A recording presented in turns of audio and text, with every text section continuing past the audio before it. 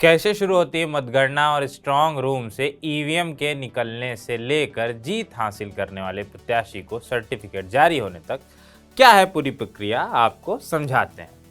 लोक प्रतिनिधित्व अधिनियम 1951 की धारा 64 कहती है वोटों की गिनती संबंधित निर्वाचन क्षेत्र के रिटर्निंग ऑफिसर यानी आरओ के सुपरविजन में होगी। किसी क्षेत्र में चुनाव कराने की जिम्मेदारी भी आरओ के पास होती है। चुनाव में संबंधित जिले के जिलाधिकारी को ही रिटर्निंग ऑफिसर बनाया जाता है। अगर एक जिले में एक से ज़्यादा चुनाव क्षेत्र हैं तो अन्य सरकारी कर्मचारियों को चुनाव पदाधिकारी बनाया जा सकता है।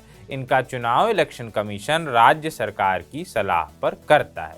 मतगणना की तारीख चुनाव आयोग तय करता है, लेकिन मतगणना कहाँ होगी ये तय करने का काम रिटर्निंग ऑफिसर का होता है। आमतौर पर ज़्यादातर क्षेत्रों में मतगणना की एक जगह होती है, जैसे निर्वाचन अधिकारी का मुख्यालय जो आमतौर पर जिला मुख्यालय होता है, इसे ही प्राथमिकता दी जाती है। मतगणना आरओ की निगरानी में होती है। वोटों की गिनती के लिए बड़े हॉल को चुना जाता है। इसके लिए अलग अलग टेबल की व्यवस्था होती है और कड़ी सुरक्षा के बीच मतों की गिनती होती है। वोटिंग के बाद ईवीएम को स्ट्रांग रूम में रखा जाता है।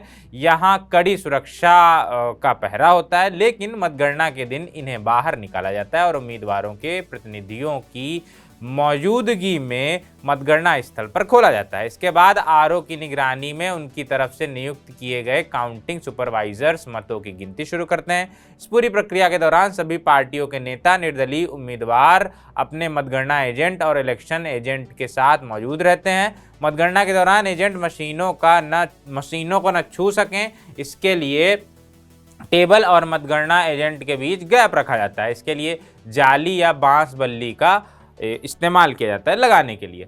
मतगणना की शुरुआत सुबह 8 बजे हो जाती है, जैसा आप सबको पता ही है। इसकी शुरुआत इलेक्ट्रॉनिकली ट्रांसमिटेड पोस्टल बैलेट और पोस्टल बैलेट से होती है। इसके लिए अलग टेबल की व्यवस्था होती है। इलेक्ट्रॉनिकली ट्रांसमिटेड पोस्टल बैलेट व पोस्टल बैलेट की गिनती शुरू होने के करीब आधे घंटे बाद ईवीएम में पड़े वोटों की गिनती शुरू की जा सकती है। हालांकि यह जरूरी नहीं होता है कि पोस्टल बैलेट की गिनती पूरी हो, उसके बाद ही ईवीएम के वोटों की गिनती शुरू की जाए। काउंटिंग के दौरान जब 14 ईवीएम में पड़े वोटों की गिनती पूरी हो जाती है तो इसे एक राउंड या एक चक्र माना जाता है। इस तरह पूरी मतगणना में कई राउंड होते हैं। हर राउंड के नतीजे के साथ ये भी बताया जाता है कि कौन सा उम्मीदवार आगे चल रहा है। मतगणना पूरी होने पर रिटर्निंग ऑफिसर ही नतीजे की घोषणा करता है। इसके बाद वो जीते हुए उम्मीदवार को सर्टिफिकेट देता है। मतगणना के दौरान चुनाव आयोग की वेबसाइट पर भी आंकड़े अपडेट होते रहते हैं। शुक्रिया।